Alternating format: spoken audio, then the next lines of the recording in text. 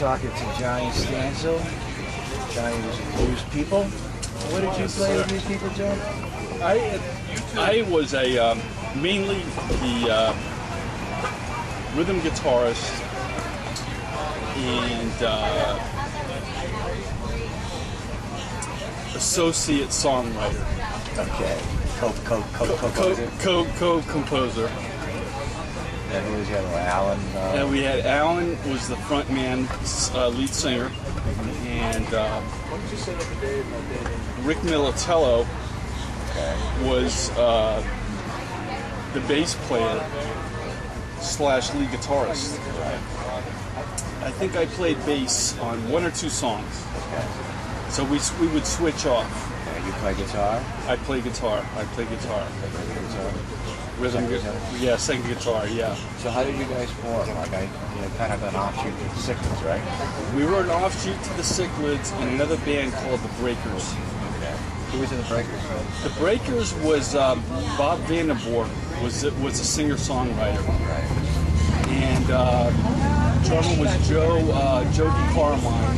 Yeah. And myself, I was a guitar player. Bob played guitar also. And Rick was on bass in the Breakers. Okay.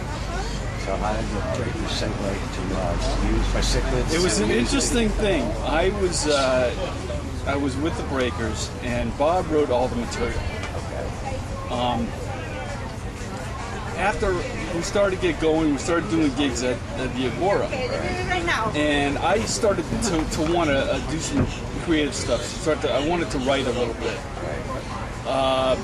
Bob was pretty much had all the material, and he was kind of, from what I recall at that time, he was kind of closed-minded to any other creativity coming in and changing the sound. Okay. So I was kind of frustrated with that, and right around that time, the Cichlids were very hot.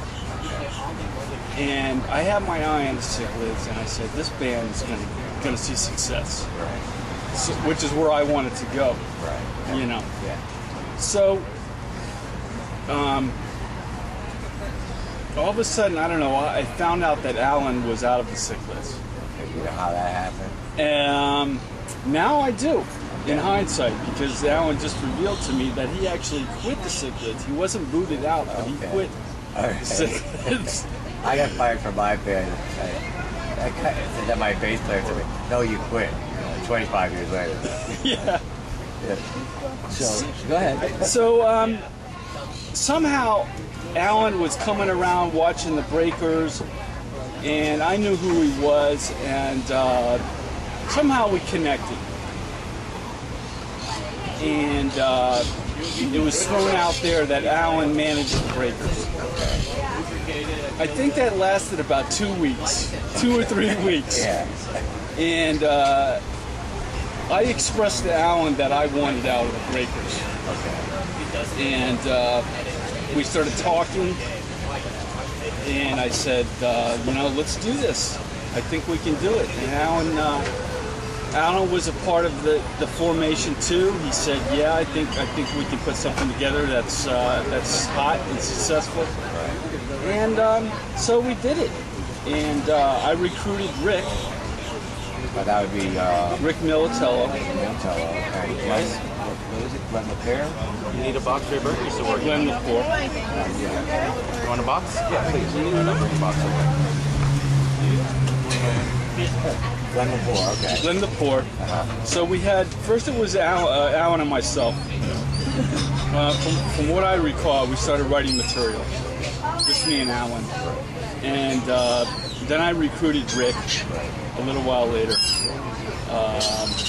So there was the 3 of us. Then we started auditioning drummers. We went through a lot of auditions for drummers. Couldn't find the right guy. Eventually we came upon Glenn LaPierre. He was a real easygoing guy. He was, in my opinion, was an excellent drummer. He picked up the songs real quick. And that was it. He was in. We hired him. So you guys, do you remember where your first gig was? Our first gig, I believe, was at the Agora, from what I recall. because the Breakers were already playing the Agora, and there were connections, and we got into the first shot. Yeah, I think so. Now, you were saying to me basically that you feel like your band was better, came across better live than on your recording, or what your band was more about, what was it live? I think that was the strongest point of Used People. I really do. Used People had what a great rock and roll band needs for success, and that is energy. Right. Oh Yeah. How did Allan do as a frontman? Allan was an excellent frontman. Excellent frontman. He had a presence. When you walked into the room and Allan was performing on stage, your eye just immediately went directly to him. Right. And you couldn't take your eye off him. Right. He just had that, and I saw that immediately when I saw the Cichlids. That's what happened to me when I saw the Cichlids. So they call that magnetism, right? Magnetism. That's good, man. You need that in this business. Yeah. Right. You played at the ball. Tell me about the button. You played at the button? We played at the Button. This would be the one on Los Olas. No, the one on A1A. Oh, yeah. The Button on the beach. Button. Oh, yeah. The right. Button on the beach. Right. Yeah. How was that like? That was I don't remember the exact shows. It's been so long. Well, you were the but first band to play New Wave Lounge. we were the first. Used People was the first band to play the New Wave Lounge. Right. And that was sometime in 1980. Probably summer, August, or something like that. Right. When that opened. And New Wave was just, really getting big at that time. You played with the Bobs. We played with the Bobs at the Balkan Rock Club. Right. We played, I do remember these shows. We played with the Bobs at the Balkan. We played with the Bobs at, I believe, FAU, the Raskeller at FAU. Right. And that was. You say the music is described as pop rock, rockabilly, funky. Yeah. We were really hard to classify. We were really, that's pretty right, I think. Because we were Allan and a little bit myself. We were writing material. We were trying to find a niche. Right. And that's what we were doing. Trying to find yourself. We were trying to find our sound. Yeah. Well, let's talk about that. You made a record. We put a record out. Yeah. Today Is Never Done was on it. Perfect Man with Kimmy. And you wrote Booby Trap. Is that correct? That's correct. Tell me about the song. Like Perfect Man. Perfect Man was Allan's song. He wrote it, and I think he arranged it. We may have had some input. I don't really recall exactly. Right. That was kind of Allan's pseudo-religious song. Okay. How about Today Is Never Done? Today Is Never Done, I thought was a very excellent song. It was funky.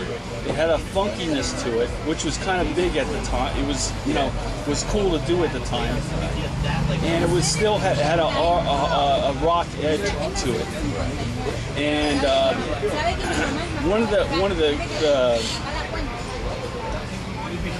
I played bass on that song. And I thought I did pretty good on bass on that song. The one that really stood out was actually Rick, who played lead guitar on that song.